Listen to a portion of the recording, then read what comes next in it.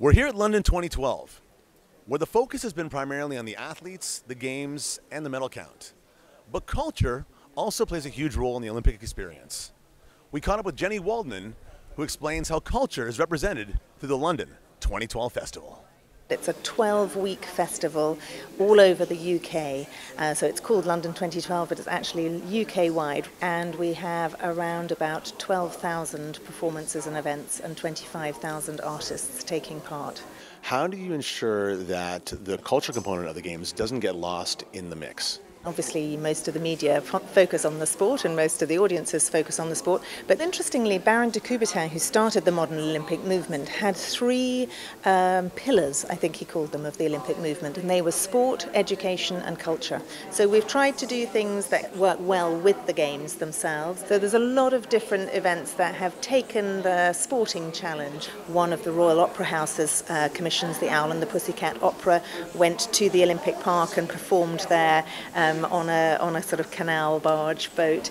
U.S. choreographer Elizabeth Streb embraced the sporting challenge with her daring work One Extraordinary Day, whereas Rio Occupy London made connections with the Rio 2016 Games by inviting Brazilian artists to create works in London.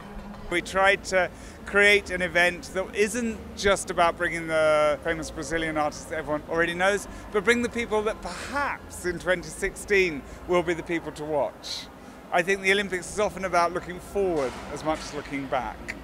Fellow Canadian Josh McNorton tells us why adding cultural events to Olympic Park enhances the spectator's experience of London 2012.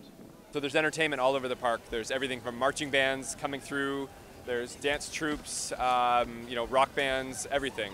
And we saw that in Vancouver, a lot of cultural elements of Canada, like the musicians, and lots of things were showcased really well. It's not about selling tickets for people. They're already here. It's already about just making the atmosphere and their experience here better.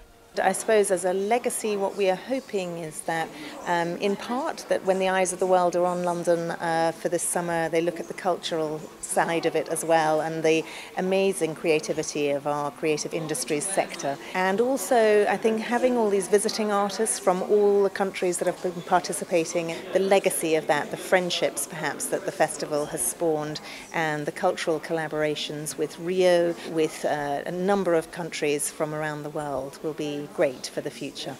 This is Jordan Wade for CBC in London.